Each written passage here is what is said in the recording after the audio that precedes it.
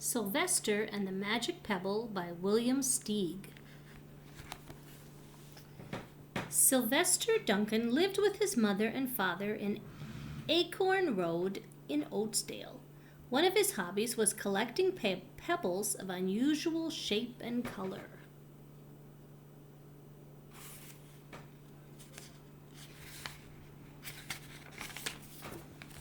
On a rainy Saturday, during vacation, he found a quite extraordinary one. It was flaming red, shiny, and perfectly round like a marble. As he was studying this remarkable pebble, he began to shiver, probably from excitement, and the rain felt cold on his back. "I wish it would stop raining," he said. To his great surprise, the rain stopped. It didn't stop gradually as rains usually do. It ceased. The drops vanished on the way down. The clouds disappeared. Everything was dry. And the sun was shining as if rain had never existed.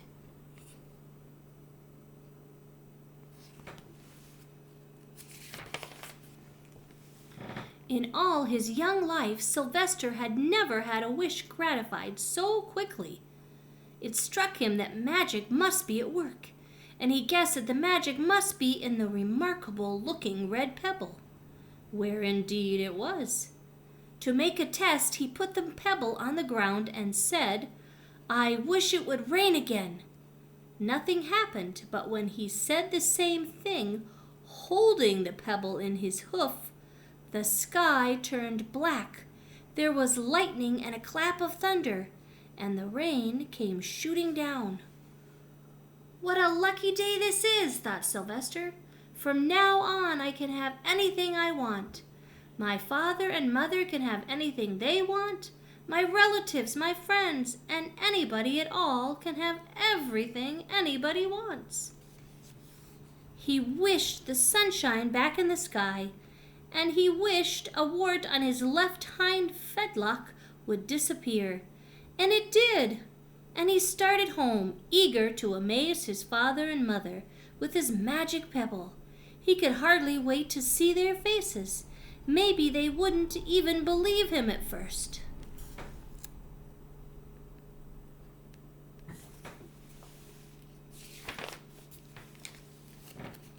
As he was crossing Strawberry Hill, thinking of some of the many, many things he could wish for, he was startled to see a mean, hungry lion looking right at him from behind some tall grass. He was frightened. If he hadn't been so frightened, he could have made the lion disappear, or he could have wished himself safe at home with his father and mother. He could have wished the lion would turn into a butterfly or a daisy or a gnat. He could have wished many things, but he panicked and couldn't think carefully. "I wish I were a rock," he said, and he became a rock. The lion came bounding over, sniffed the rock 100 times, walked around and around it, and went away confused, perplexed, puzzled, and bewildered. "I saw that little donkey as clear as day. Maybe I'm going crazy," he muttered.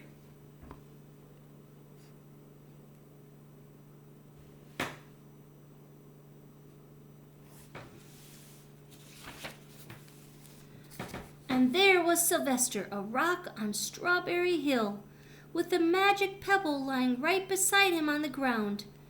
And he was unable to pick it up. "Oh, how I wish I were myself again," he thought. But nothing happened. He had to be touching the pebble to make the magic work. But there was nothing he could do about it. His thoughts began to race like mad. He was scared and worried. Being helpless, he felt hopeless. He imagined all the possibilities, and eventually he realized that his only chance of becoming himself again was for someone to find the red pebble and to wish that the rock next to it would be a donkey. Someone would surely find the red pebble. It was so bright and shiny. But what on earth would make them wish that a rock were a donkey? The chance was 1 in a billion at best. Sylvester fell asleep. What else could he do? Night came with many stars.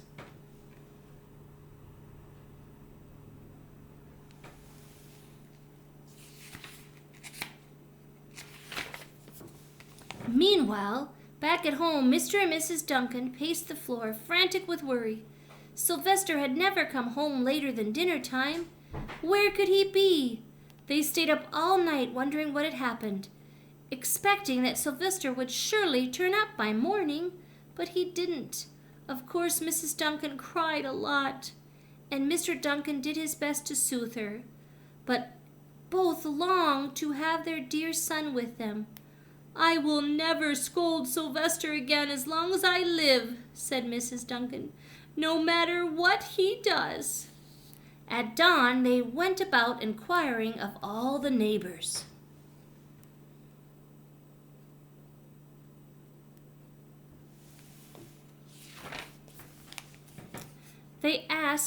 They talked to all the children, the puppies, the kittens, the colts, the piglets. No one had seen Sylvester since the day before yesterday. They went to the police. The police could not find their child.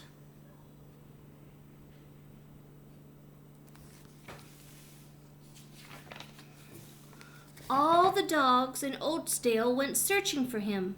They sniffed behind every rock and tree and blade of grass, into every nook and gully of the neighborhood and beyond, but found not a scent of him. They sniffed the rock on Strawberry Hill, but it smelled like a rock. It didn't smell like Sylvester.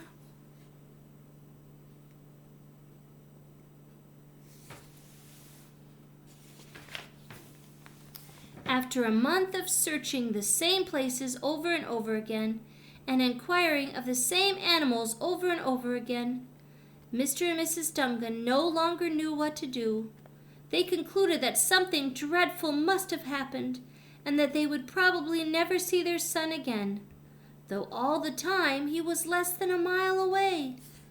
They tried their best to be happy, to go about their usual ways, but their usual ways included Sylvester, and they were always reminded of him.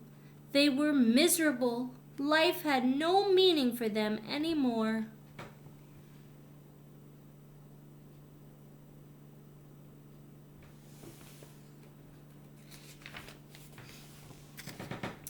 Night followed day, and day followed night, over and over again. Sylvester on the hill woke up less and less often. When he was awake, he was only hopeless and unhappy.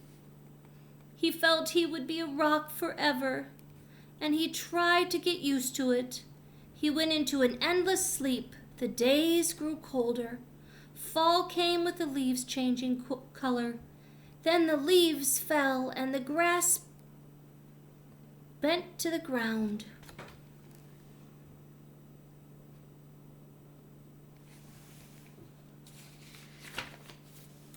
Then it was winter. The winds blew this way and that. It snowed. Mostly the animals stayed indoors, living on the food they had stored up. One day a wolf sat on the rock that was Sylvester and howled because he was hungry.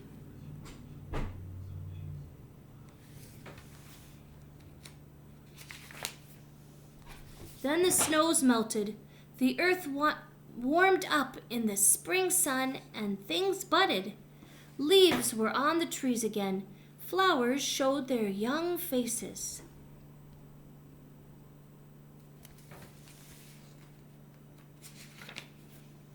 One day in May, Mr. Duncan insisted that his wife go with him on a picnic. "Let's cheer up," he said. "Let us try to live again and be happy, even though Sylvester, our angel, is no longer with us." They went to Strawberry Hill. Mrs. Duncan sat down on the rock.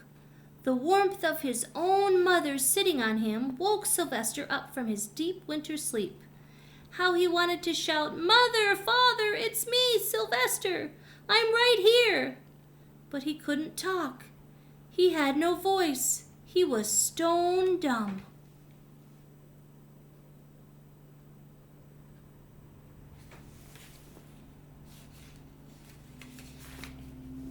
Mr. Duncan walked aimlessly about while Mrs. Duncan set out the picnic food on the rock.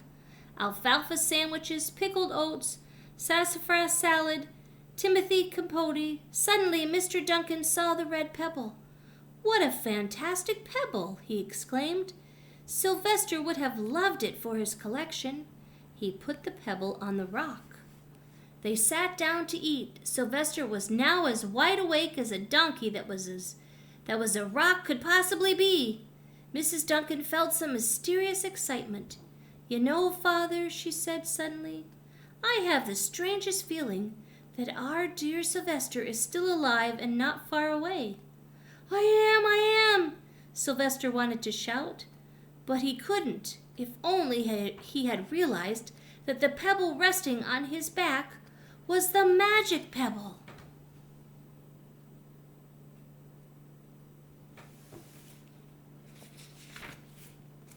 "Oh, how I wish he were here with us on this lovely May day," said Mrs. Duncan. Mr. Duncan looked sadly at the ground. "Don't you wish it too, Father?" she said. He looked at her as if to say, "How can you ask such a question?" Mr. and Mrs. Duncan looked at each other with great sorrow. "I wish I were myself again. I wish I were my real self again," thought Sylvester, and in less than an instant he was. You can imagine the scene that followed.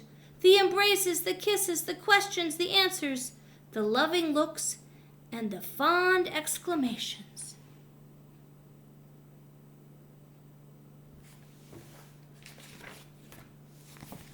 When they had eventually calmed down a bit and had gotten home, Mr. Duncan put the magic pebble in an iron safe. Someday they might want to use it, but really for now, what more can they wish for? They all had all that they wanted.